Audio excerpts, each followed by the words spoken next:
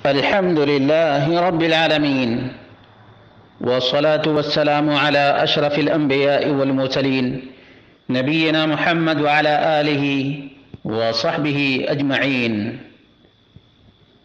قال الله تعالى: فاعلم أنه لا إله إلا الله. برادران اسلام، دینی اور ملی بھائیوں، دوستوں اور ساتھیوں،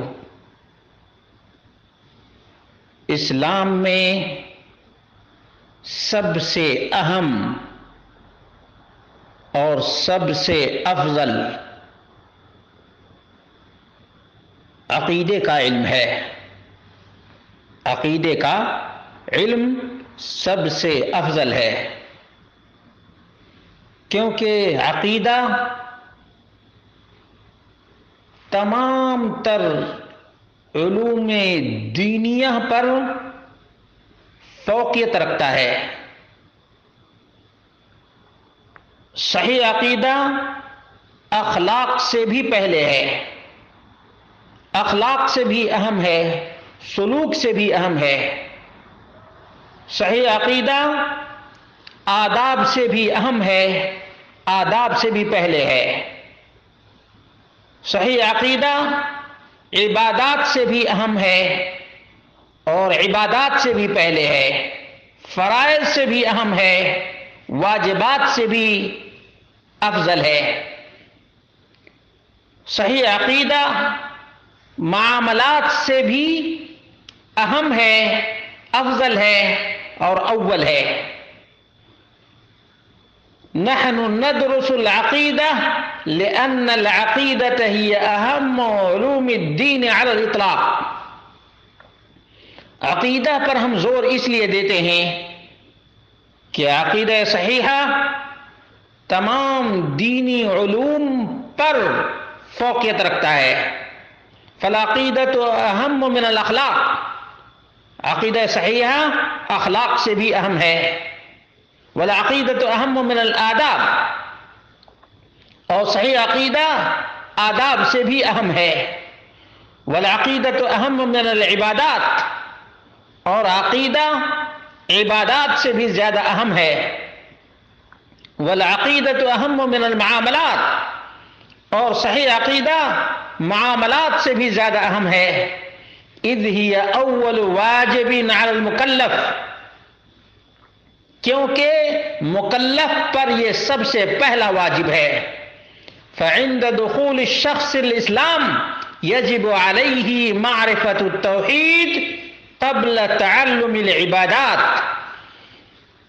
جب کوئی اسلام میں داخل ہوتا ہے تو سب سے پہلے، عبادات سے بھی پہلے، عقیدہ توحید کی معرفت واجب اور لازم ہے. دلیل کیا ہے؟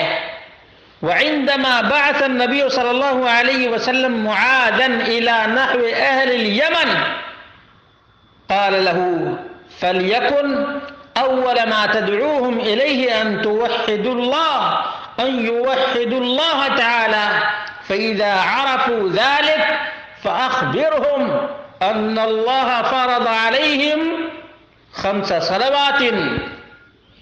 صحیح البخاری حدیث نمبر 7372، سنن ترمذی 2901.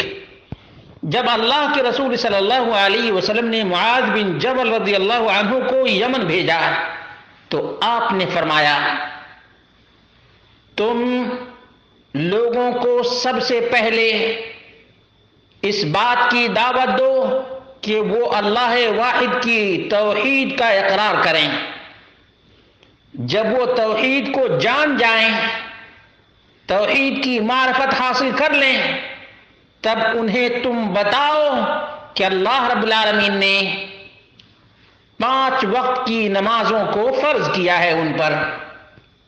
وقد دل الحدیث على اہمیت التوحید الذي هو اہم مبحث فی العقیدہ. یہ حدیث توحید کی اہمیت کو اجاگر کرتی ہے جو کہ عقیدے کا اہم ترین مبحث ہے. فالرسول صلی اللہ علیہ وسلم امر بالدعوة الى تصحیح العقیدہ قبل الدعوة الى الاعمال. اللہ کے رسول صلی اللہ علیہ وسلم نے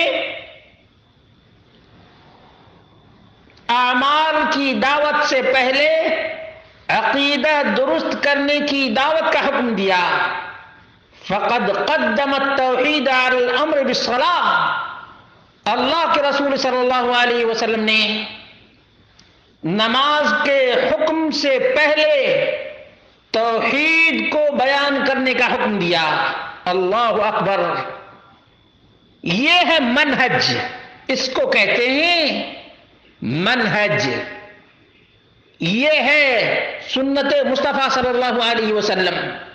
آج کوئی پہلے حکومت کی کرسی کی دعوت دیتا ہے اور کہتا ہے کہ سب کچھ بعد میں درست ہو جائے گا.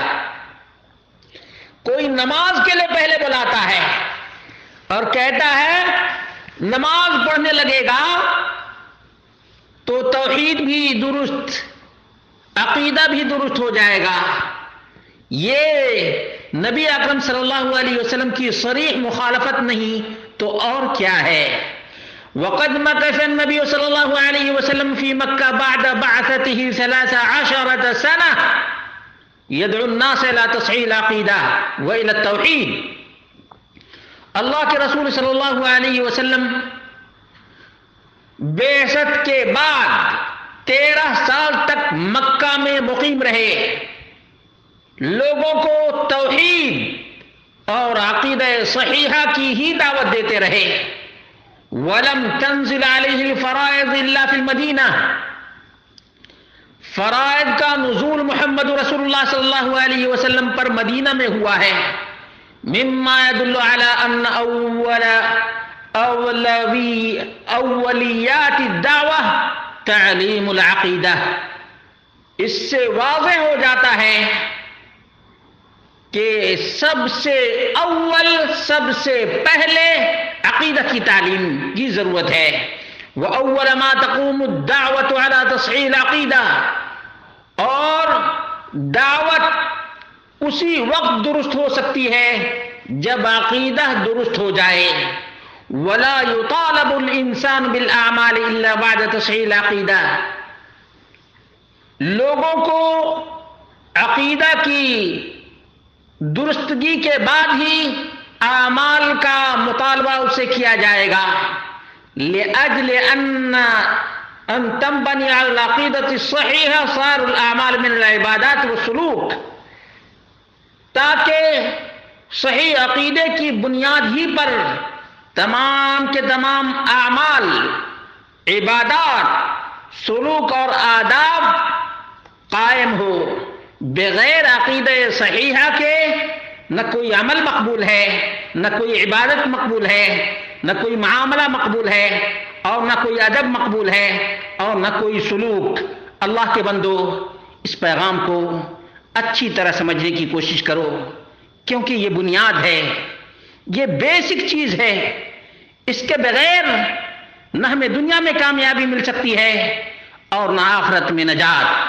تمام کا دار و مدار عقیدہ توحید پر ہے، عقیدہ توحید پر.